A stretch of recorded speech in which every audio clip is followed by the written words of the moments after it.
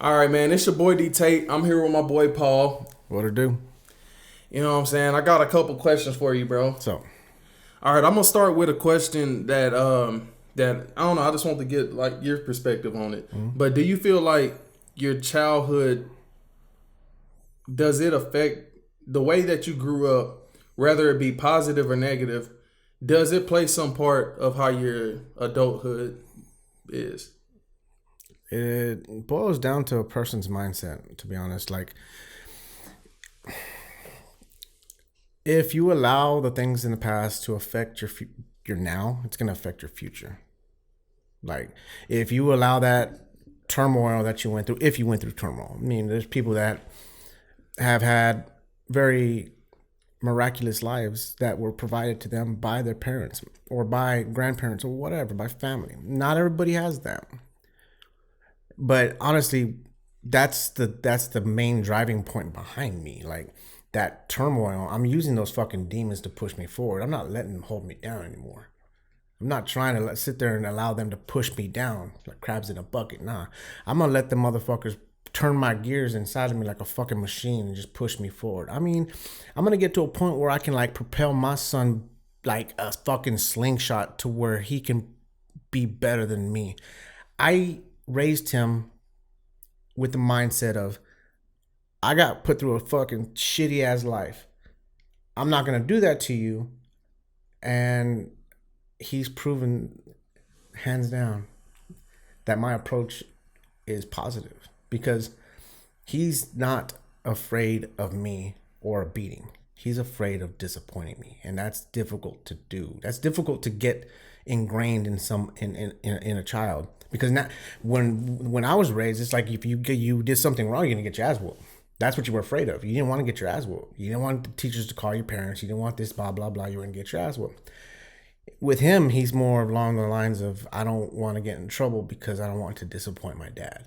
And I know this because he's done some things and he's rectified those situations. And I had to ask him, I was like, yo, if it was me, I would have done them completely different. But I want to know why you chose to do this the opposite. He's like, because I was afraid of disappointing you. I was like, fuck, I can't punish you, bitch ass mother. So, so what did you do to shift your mindset just from not allowing those demons to just how do you allow your demons to work for you? I mean, to be honest, I kept my mouth shut for many years. I am going through a divorce, and I didn't want to say the wrong thing when I was with her because it's my wife. I want to make sure that I don't hurt her. I don't want to I don't want to do something to. I don't want to go someplace and have her like think I'm doing something. So I never went anywhere. I didn't want to take away from my time with being with her. So I stopped doing the things that I love, and it got to a point where I realized I had lead boots, a straight jacket, and a muzzle on, and I was going through life like that. And just recently, I got to a point where I was able to break all those shackles, and I starting to understand. I really like having conversations with people because you know what? There's the perspective I can get from another person. It's invaluable. I cannot gain that through any other means sources. You can't buy that shit. Yeah. The fact that the conversations that I've had with multiple people always comes to an understanding rather than a disagreement. It's like, yo, I never thought about it that way. I mean, it's just very eye opening. That's one of the things that I use my demons to push me forward because I'm like, yo, I'm gonna tell you the most fucked up shit I've ever been through, and that way, if you ever hear it, like if someone comes up to me and is like, you went through your fucking this and that, yeah, you know that because I told you. You can't hold that against me. Right. So with when you said that like you stopped doing things because you didn't want your wife to your ex-wife to feel like you were doing stuff, or you just stopped doing things that you like because you wanted to make her happy. My thing is like when she before y'all met, you was probably already doing these things that you like, and that's the person she fell in love with. Subconsciously, I feel like when you stop doing things for yourself, or when you become a whole different person. Exactly. When you become that person, that's not the man that she fell in love with, bro. because you stop being your organic self. Sometimes you gotta do things like that. You can't stop. I haven't been in a relationship in a while, but my next relationship, I'm not gonna stop her from going out with her girls, or I wouldn't feel no way with going out with her girls. I mean, of course, I'm gonna want my time, but I'm not gonna take that away from. Or if she was already doing shit before me and her already got together, I'm not gonna stop that, because I'm gonna be like, damn, bro, like she really. You know what I'm saying? Like I can't be that's when you a dictator, bro. Well, see, that's not sexy. I mean, to be honest with you, it wasn't something that like just like fucking changed instantaneously. It wasn't like a single moment that I was just like, yo, I'm gonna stop doing it. No, it was a course of time. Like you start compromising. Yes, when you compromise, you both have to compromise, and it got to a point where I was the only one that was compromising. And to tell you the truth, I tell this to a lot of people, man. Look, I was home every night. I tucked my kids in bed. I gave her a kiss goodnight. I didn't go out to the clubs. No strip clubs, no fucking clubs. I stopped hanging out with friends. I stopped going over to family functions because it felt wrong doing that without her.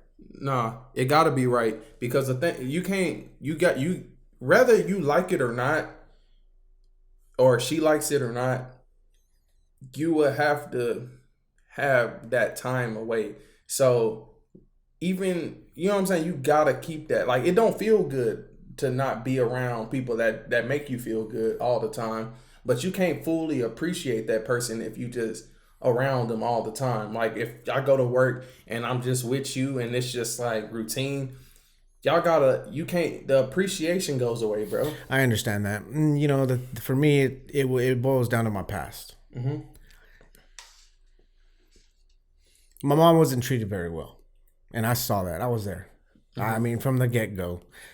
She had me when she was 16. I'm talking about, we didn't have any heat. We didn't have any electricity. We didn't have running water. We had to boil the water, whatever, because we had like propane tanks and shit. We lived in a fucking a trailer that was fucking falling apart. Like, we had to split a thing of ramen noodles so that we had food for the next day. That's how fucking poor we were. Like, we would get a thing of ramen noodles, break it in half, boil that shit, heat it up, sprinkle a little bit of the seasoning on it, and then like she would split that between me and her. And then the next day we would eat the other half. That's how I was grow. That right there, to me, when I saw everything my mom went through, I made it a conscious decision to not ever do that to anybody else. And even if it was just the fact of, I was gonna go out with friends and shit, and she's like, okay, bye, and I was like, I can't do that. It's the mother of my kids. Yeah, but that's it's a different mindset. But that's the thing, bro. Like, to go back to the point we made earlier, your childhood it still affects your adulthood. It did. You know what I'm saying? Because it did. You're gonna extra care. You know what I'm saying? All that pain that you seen your mother go through, you gonna extra look out, because you don't. That's the last thing. This is your wife you talk about. You don't. This is the last person you want to feel. You don't want to. You don't. I don't want to be the person causing pain to her. Yeah, because the way your mother was treated by whoever she was dealing with at the time, it was life. That was not in your control. But now you are in full control of how you treat this woman. I totally get that, bro. And that's why I did what I did. But I don't feel like not going out with your friends, or just, it's not like you're doing any serious shit. You know what I'm saying? I mean, if your intentions are pure, you have quality time, which I'm not taking away from that. But hanging with your boys, or if you a woman hanging with your girls, well, see, that's a different thing. We had kids. Okay. So therefore, the responsibility as a man grows extensively much more, it's greater. How often were you hanging with your boys? I don't have friends. Okay. So. That tells you how much. All right. Well, you gotta. Like I said, I just recently started to be able to take that muzzle off to where I can actually have conversations with people. Because once I feel like once I started actually, like, seeing shit in my life when I was married, and I'm all like, hey, you ain't supposed to be doing that. What the fuck are you doing? I mean, I started asking questions, and it just starts changing. It starts changing the dynamic of the relationship, because I was just blinders on, going with the flow, go to work, here's my money. Let me tell you this. You know how, and I'm not saying that this went on in your relationship, but do you know the number one way you can get taken advantage of, bro? How's that? When you don't have any outside forces telling you things. If you're isolated, it's very I'm for real. I can understand that, but then again, let's just say, for instance, you run into a situation like that in the future. You won't realize it until you're in it. I disagree. I mean, because I've been in a relationship where I was like that. That's why because this happened to me. I stopped hanging with my boys. Yeah. I stopped doing, I stopped being on my purpose as much. I wasn't drawing as much. I wasn't making videos as much. Everything was about her. Mm-hmm. And when everything became about her, subconsciously, I felt like she seen that I became weaker. This is not the man she fell in love with, bro. Yeah. I stopped doing what made me sexy in the first place. When I draw and I'm pursuing my purpose and I want to elevate in the world, that's what was the spark with me. When I stopped doing that, she lost respect for me, bro. I can see that. And shit fell apart. I can see that. But, let me rephrase this a little bit better, because I don't like to, but I put a lot of blame towards her because I felt like I was doing it because of that. But then again, you have to take into consideration that we have kids. Mm-hmm. I was doing it for the family.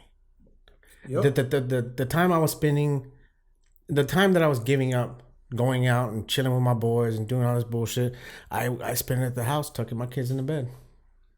Yeah, I mean that's all good, but I feel like that was my world. My kids are my fucking world, dog. I don't need no motherfuckers out there. The kids are my world. That's the way I perceived it, and I did do those things because I felt like that's what a real man was supposed to do. Just be home every night, tuck your kids in the bed, and when I got home every night, dinner was made. I mean, it was like that. I get off of work at 7, I get home, dinner's on the table, I eat, or I would eat and not be hungry. I would still eat because she'd be like, "Oh, you don't want to eat my food," and I was like, "I'm not hungry because I ate lunch at like 3 and you were making dinner at 7.